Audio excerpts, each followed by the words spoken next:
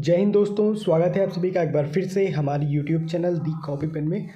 तो पिछले वीडियो में हम लोगों ने पौधे के विभिन्न भागों के बारे में जाना था, और जैसे कि जड़ तंत्र क्या होता है, प्ररोह तंत्र क्या होता है, ठीक, और जड़ तंत्र के कितने प्रकार होते हैं और प्ररोह तंत्र के कितने प्रकार होते हैं, जिसमें हम लोगों ने जड़ हो गया, तना, पत्ती, फल और बीज, ठीक, मूसलाधार जड़ें और अपस्थानिक जड़ों के बारे में और उनके कार्यों के बारे में काफ़ी चर्चा हो गई थी। तो आज जिस पॉइंट पे हम लोग बात करने वाले हैं वो है पौधों एवं जंतुओं की क्या उपयोगिता है। ठीक, तो ये पार्ट 2 वीडियो है वनस्पति जगत का। ठीक, तो सबसे पहले देखते हैं कि पौधों की उपयोगिता क्या होती है। तो पौधों की उपयोगिता आप अपने पर्यावरण में या अपने वातावरण में चारों तरफ देखते हैं कि सबसे पहले तो पौधे जो होते हैं वो जीवन का एक बहुत बड़ा स्रोत होते हैं। ठीक, जीवन जीने के लिए हमें ऑक्सीजन चाहिए होती है। काफ़ी सारी ऑक्सीजन हमें पौधों से मिलती है, ठीक, वातावरण से भी मिलती है। और वातावरण का संतुलन बनाए रखने के लिए जो पौधे होते हैं वो काफ़ी महत्वपूर्ण होते हैं। तो पौधे हमारे लिए अनेक प्रकार से भी उपयोगी होते हैं। पौधों के बिना आप मानव जीवन की कल्पना भी नहीं कर सकते हैं, और पौधे जो होते हैं वो हमारे जीवन का मूल आधार होते हैं। अब ऑक्सीजन हमें देते हैं, ठीक, और जो ऑक्सीजन हमें वातावरण से प्राप्त होती है और हम जीवित रहते हैं। ठीक, पौधे जो हमें ऑक्सीजन देते हैं वो वातावरण में जाती है, वातावरण से उसको हम लोग लेते हैं और हम लोग जीवित रहते हैं। तो और ऑक्सीजन के साथ साथ भोज्य पदार्थ भी देते हैं, शुद्ध वायु भी देते हैं। तो जो पौधे होते हैं विभिन्न रूपों से हमारे लिए लाभदायक होते हैं। अब लाभ के उपयोग के आधार पर पौधों को हम लोग कुछ समूहों में बांट सकते हैं। देखते हैं कौन कौन से समूह हैं। तो पहला पॉइंट है खाद्य पदार्थ प्रदान करने वाले पौधे। तो पौधे कौन से ऐसे पौधे हैं जो खाद्य पदार्थ प्रदान करते हैं। तो सबसे पहले देखते हैं अनाज। अनाज क्या है? एक खाद्य पदार्थ है। तो अनाज में जैसे गेहूँ, चावल, मक्का, ज्वार, बाजरा आदि जो चीज़ें होती हैं वो अनाजों की श्रेणी में आती हैं।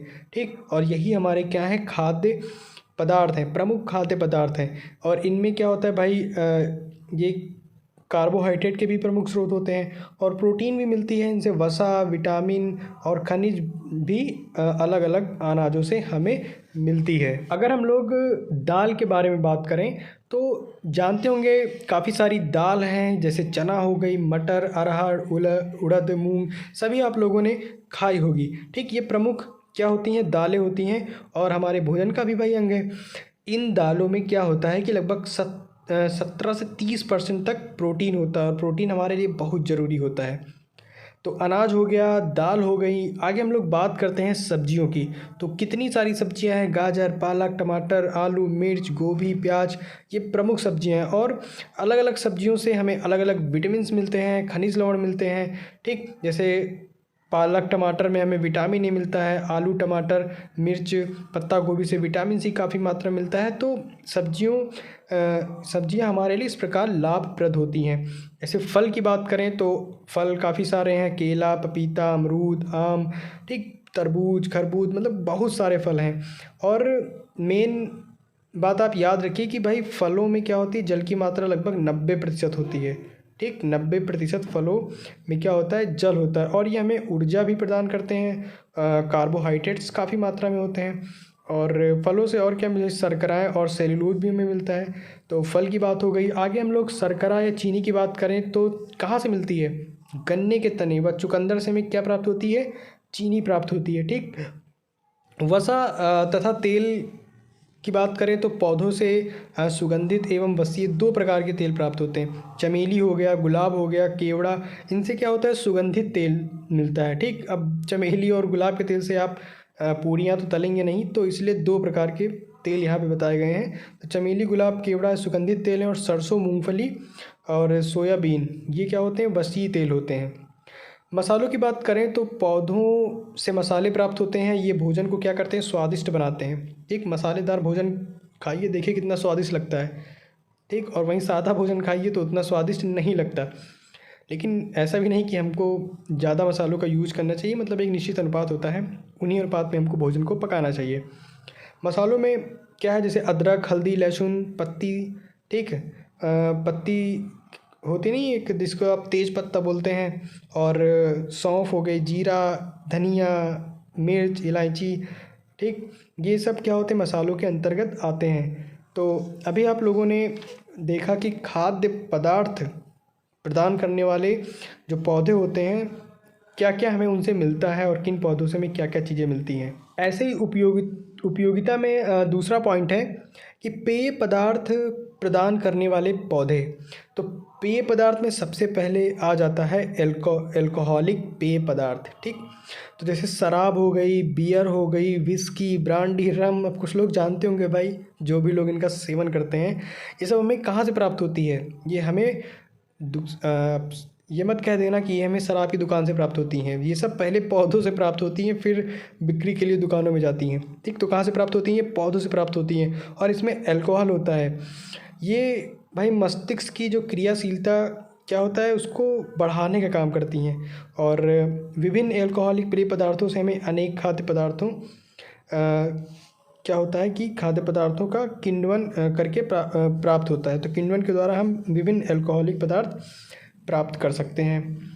एल्कोहलिक या एल्कोहल रहित पेय पदार्थ जैसे चाय, कॉफ़ी, कोको, ये मतलब प्रमुख एल्कोहल रहित पेय पदार्थ हैं। इनमें अल्कोहल नहीं होता, परंतु अगर आप ज़्यादा मात्रा में यूज़ करेंगे तो नुकसान होगा। और ये भी होता है कि भाई इसमें थीन या कैफ़ीन होता है, जिनसे हमें ताजगी मिलती रहती है, ठीक। होता नहीं, कुछ लोग चाय लवर होते हैं, टी लवर, चाय पी लेते हैं, ताजगी बन जाती है, कॉफ़ी। तो ये थी पेय पदार्थ प्रदान करने वाले पौधे। अब हम लोग बात कर लेते हैं रेशेदार पदार्थ प्राप्त करने वाले पौधे। तो ऐसे अनेक पौधे होते हैं जिनसे रेशे प्राप्त होती हैं, और रेशे से वस्त्र, बोरियां, रस्सी व बहुत उपयोगी पदार्थ तैयार किए जाते हैं। बात कपास की करते हैं, तो कपास हमें गॉसिपियस नामक पौधे की 4 मुख्य प्रजातियों के बीजों से प्राप्त रेशों से मिलती है। और कपास के बीज बहुत छोटे होते हैं, देखा होगा, और इन पर भाई लाखों रोम लगे होते हैं ना, वाइट वाइट। जब कपास के फल पककर खुलने लगते हैं तो इसके बीजों को इकट्ठा कर लेते हैं, जिनसे कपास कच्चे माल के रूप में प्राप्त की जाती है। इसे हम लोग क्या कहते हैं, रुई कहते हैं। और रुई को साफ कर लेते हैं, अब इनसे धागे बना देते हैं, और धागों से बहुत सारी चीज़ें बनती हैं। जूट की बात करें तो जूट हमें कोरकोरस की 2 जातियों, एक कोरकोरस कैप्सुलेरिस व कोरकोरस ओटियोरियस के तनों से प्राप्त रेशों से मिलती है। भारत और भाई बांग्लादेश में इसका लगभग 80% उत्पादन होता है किसका, जूट का। और जूट से क्या, चटाई, रस्सी, टाट, बोरे आदि का निर्माण किया जाता है। और पश्चिम बंगाल हो गए, असम, उड़ीसा, ये सब क्या होते हैं, जूट उत्पादन के राज्य हैं। आगे सन की बात करते हैं, तो सन हमें क्राटेलेरिया जंसिया नामक पौधे के तने से प्राप्त रेशों से मिलता है, और इससे भी चटाई, रस्सी, टाट आदि बनते हैं। अलसी की बात करें तो अलसी के तने में उपस्थित जो परिरंभ के तंतुओं से प्राप्त रेशों से कपड़े, रस्सियाँ, कालीन, कैनवास आदि बनाए जाते हैं। कायर, ठीक, कायर वो वाला कायर नहीं, कायर नारियल के फल की मध्य भित्ति से प्राप्त रेशों को कायर कहते हैं, ठीक है। नारियल के फल की मध्य भित्ति से प्राप्त रेशे होते हैं, उनको क्या बोलते हैं, कायर कहते हैं। इससे भी रस्सी, चटाई, सोने के लिए गद्दे, बसों आदि की सीटें बनाई जाती हैं। तो रेशेदार पदार्थ प्राप्त करने वाले पौधे आप लोगों ने जाना, कपास, जूट, सन, अलसी, कायर। अब हम लोग बात करते हैं इमारती लकड़ी प्रदान करने वाले पौधे। तो सबसे पहले देखते हैं कि कौन से जो पौधे होते हैं कागज़ प्रदान करते हैं। तो बांस, चीड़, पाइनस, पीसिया, ठीक, इन वृक्षों से प्राप्त रेशे, तने एवं पत्तियों से कागज़ का निर्माण होता है, ठीक। गोंद प्रदान करने वाले पौधे बबूल, नीम, कुमटा, इन पौधों से हमें क्या मिलता है भाई, गोंद मिलता है। रबड़ प्रदान करने वाले पौधे कौन कौन से हैं, तो एक है हीविया ब्रांजिलियंसिस नामक पौधे विश्व में 98% प्राकृतिक रबड़ प्राप्त होती है। और रबड़ से जानते हैं कौन कौन चीज़ें बनती हैं, जैसे टायर हो गया, खिलौने, चप्पलें आदि बनाई जाती हैं। ईंधन प्रदान करने वाले पौधों तो जैसे नीम, जामुन, बबूल हो गया, और आम आदि से मतलब जलाने के लिए लकड़ी प्राप्त होती है, उससे हमें ईंधन मिलता है। कोयला एक जीवाश्मी ईंधन है, ठीक है, जिसका निर्माण कालांतर में पेड़ पौधों के ज़मीन में दब जाने के कारण हुआ है। तो आगे प्राकृतिक रंग प्रदान करने वाले पौधे जैसे हल्दी, मेहंदी, केसर, जानते होंगे, मतलब इनसे क्या होता है, प्राकृतिक रंग मिलता है।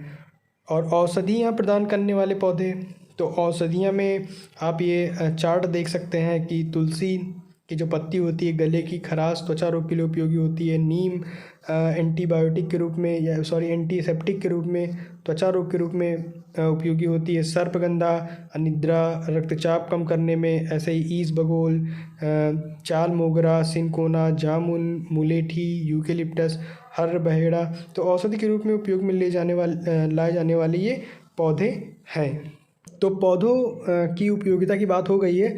अब देखते हैं जंतुओं की उपयोगिता, ठीक। तो भोजन प्रदान करने वाले जंतु, तो भाई शाकाहारी तथा मांसाहारी सभी प्रकार के मनुष्य किसी न किसी प्रकार से अपने भोजन के लिए जंतुओं पर निर्भर हैं। दूध की बात करें तो भाई दूध भोजन का अभिन्न अंग होता है और इसमें कई सारे पोषक तत्व विद्यमान रहते हैं। और दूध हमें गाय, भैंस, बकरी, भेड़ आदि से मिलता है और दूध से हम काफ़ी चीज़ें बनाते हैं, जैसे दही, मक्खन, पनीर आदि।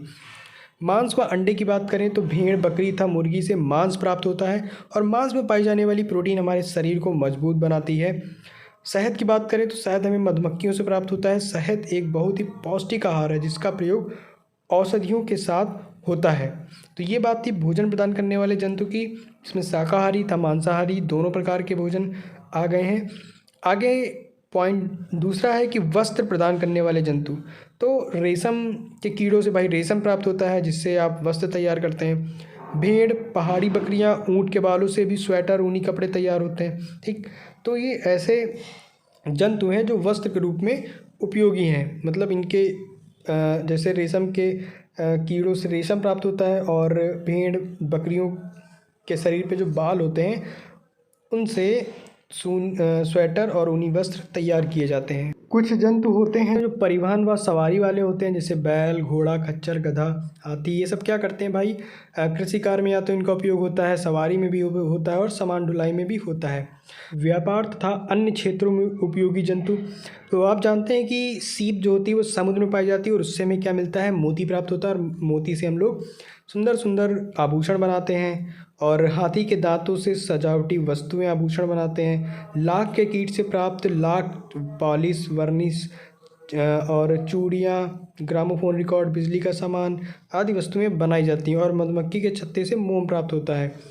तो ये था व्यापार तथा अन्य क्षेत्रों में उपयोगी जंतु कैसे सिद्ध होते हैं उपयोगी।